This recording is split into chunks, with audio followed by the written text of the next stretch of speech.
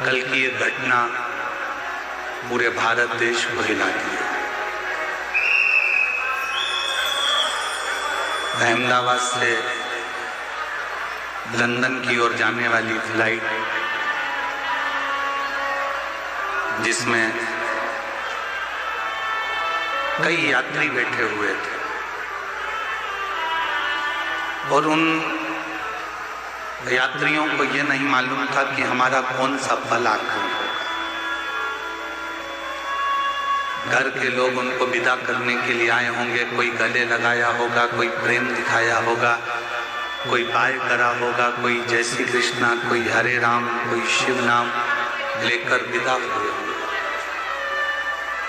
किसी को नहीं मालूम था कि ये प्लेन क्रैश हो जाएगा, ये फ्लाइट समाप्त हो जाएगी।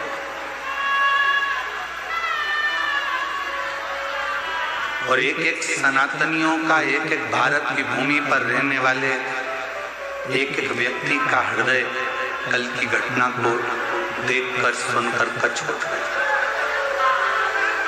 इस व्यासपीठ के माध्यम से, चाकरवाड़ी की इस पवित्र भूमि के माध्यम से, संत ज्ञानेश्वर माउली जी की इस पवित्र भूमि के माध्यम से आप और हम सब भगवान शंकर से, संत ज्ञानेश्वर माउली जी से प्रार्थना करें कि जो भी उस प्लेन घटना में अपने प्राणों को छोड़ दिए हैं, मेरे शिव अपने कैलाश धाम में उनको स्थान देना और उनके परिवार को शांति देना। 5 बार श्री शिवाय नमस्तुभ्यम का जाप आप और हम उन सभी जीवों के लिए करते हैं।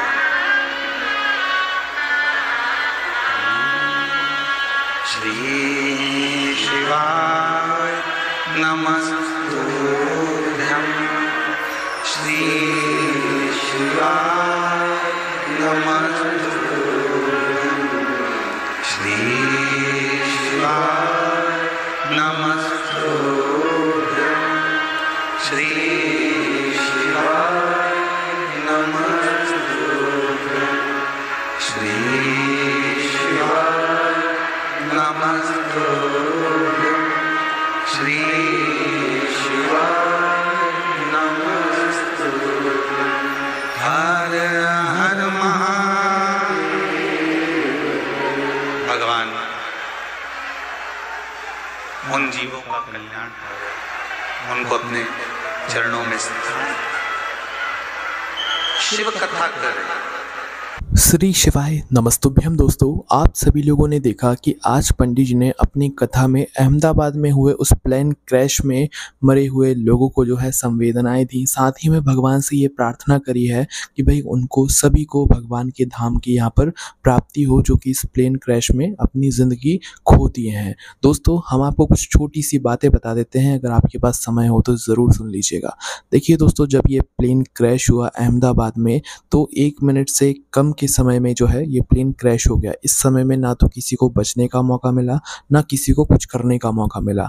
ये प्लेन जिस जगह पर क्रैश हुआ, आप खुद सोचो उस जगह पर कितने सारे लोग होंगे।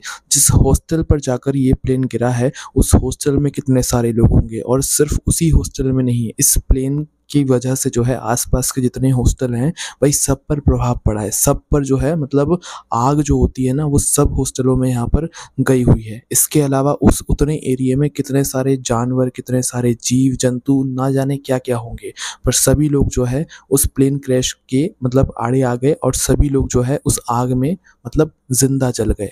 आप कितनी दुखद ये खबर है, सोच के ही और सुन के ही बहुत बुरा लगता है। तो बस हम लोग कुछ ज़्यादा तो नहीं कर सकते हैं, हम बस यही कर सकते हैं कि जितने भी लोग, जितने भी जानवर, क्योंकि उस जगह पर ऐसा तो नहीं कि जानवर नहीं होंगे, जीव जंतु जानवर सभी होंगे। और जितने भी वहाँ पर हॉस्टलों में जो बच्चे थे या जो इंसान थे या जो मतलब डॉक्टर्स वगैरह थे, क्योंकि बहुत सारे लोगों की वहाँ पर जान गई हुई है। क्योंकि जब ये एरोप्लेन मतलब फटा ना, इस दुर्घटना जब ये हुई ना, तो आसपास का बहुत बड़ा क्षेत्र इससे प्रभावित हुआ है और उस पूरे क्षेत्र में लोग रहते थे। ऐसा नहीं कि सभी वो जगह खाली थी। जितने लोग मतलब उस एरोप्लेन में बैठे थे भाई वो लोग तो मारे ही गए, जिसमें सिर्फ एक व्यक्ति जो कि मतलब इमरजेंसी जो सीट रहती है उससे वहाँ पर बाहर निकल कर कूदा हुआ था, सिर्फ वही वही बचा। इसके अलावा कोई भी उस प्लेन में नहीं बचा, चाहे फिर वो बच्चे हों, चाहे बड़े हों, चाहे कोई हो। सभी लोग जैसे ही प्लेन क्रैश हुआ और जैसे ही प्लेन में आग लगी तो वो सभी लोग जिंदा जल गए। प्लेन में आग इस वजह से लगी दोस्तों क्योंकि प्लेन का जो फ्यूल टैंक था वो बिल्कुल फुल भरा हुआ था, क्योंकि ये जो फ्लाइट थी ये पूरी नॉन स्टॉप थी और नॉन स्टॉप फ्लाइट के लिए टैंक को फुल किया जाता है। तो जब टैंक फुल था, आप सभी लोग खुद सोच लो कि इतना ज़्यादा फ्यूल, इतना ज़्यादा ईंधन जब एक साथ किसी जगह पर जलेगा तो वहाँ के लोगों की क्या हालत रहेगी। वहाँ के लोगों का बचना तो भाई कोई सवाल ही नहीं उठता। ना जाने कितने सारे जानवर, ना जाने कितने सारे लोग वहाँ पर मारे गए हैं। आपका इस पर क्या कहना है आप कमेंट में ज़रूर बताइएगा। बाकी उन सभी लोगों के लिए जो कि इस हादसे में चले गए हैं, उन सभी लोगों के लिए बस हम यही प्रार्थना करते हैं कि